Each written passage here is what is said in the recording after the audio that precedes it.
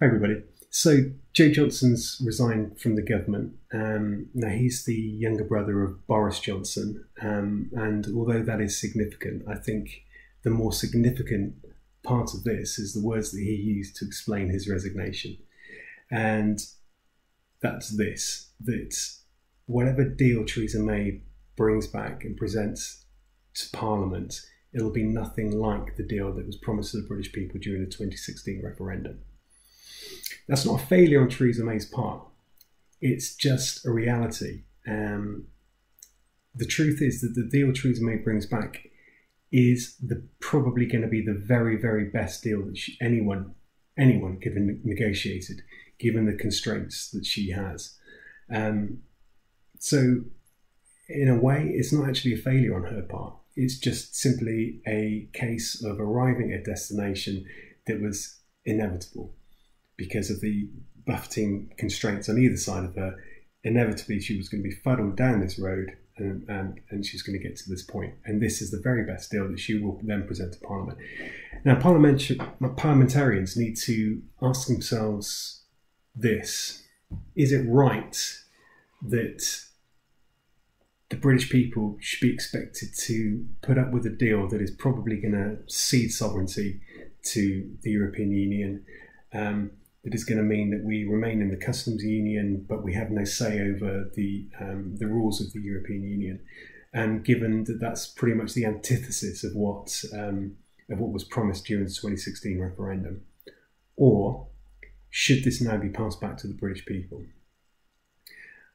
I think it's fast approaching the point where a people's vote, a referendum, is going to become inevitable. It's certainly, to my mind, the only way that we can now get out of this impasse. And it's the only political resolution that I can see for us to get out of this impasse, because Parliament is so deadlocked. It's so split.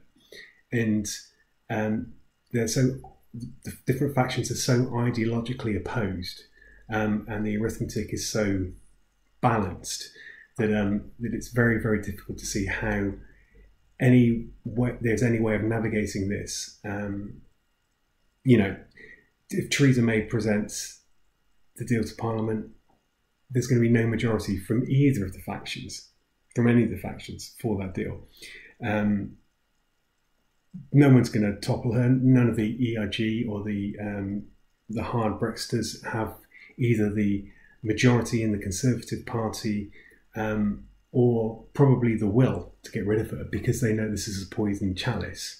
They're able to sniper her from the sidelines without ever really having to take responsibility for the arguments that they made during the referendum. They've never really been asked to prove their mettle. They've never been asked to stand by the promises that they made in the 2016 referendum. In fact, you only need to look at Boris Johnson. He effectively did as much as he possibly could to get himself sacked over weeks and weeks and weeks, so that he could get out of government, go to the sidelines, and then snipe. So anyway, I digress. This is the position that we're in. And the reality is that we need a people's vote. We need a referendum.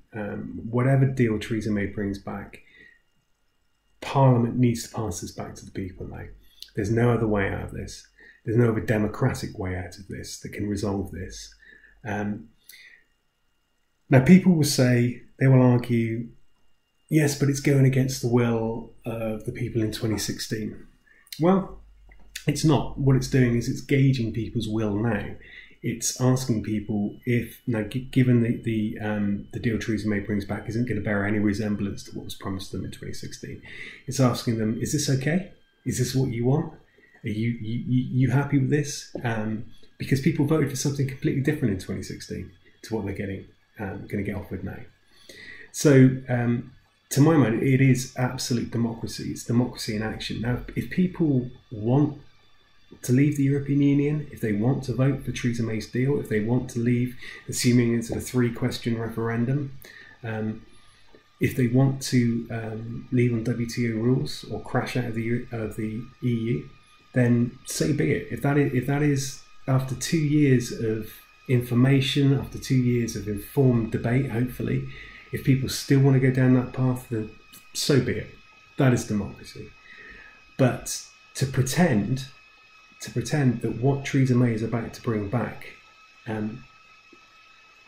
is the will of the people, bearing in mind no one wants it. No one in the ERG wants it. No one on the more moderate side of the Conservative Party wants it. The Labour Party don't want it. It's not going to meet any of their tests. The Lib Dems are against it. The Nationals are against it.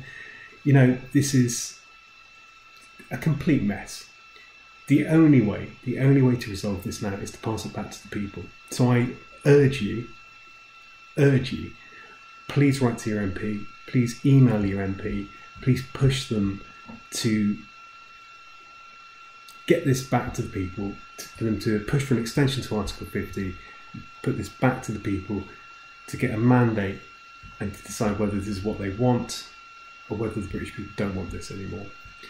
What I'm going to do is I'm going to leave a template in the description of this video below of the letter that you can feel free to use, or you can change or edit, or you can get some ideas from it. But whatever you do, please, please, please email them. Please write to them. Please put pressure on your MPs, regardless of if they're staunch Brexiters. It doesn't matter. It doesn't matter. Everybody now, whether they're Brexit or whether they Remain, should be pushing for this, because it's the only way that we can get out of this impasse. Please do it. Thank you.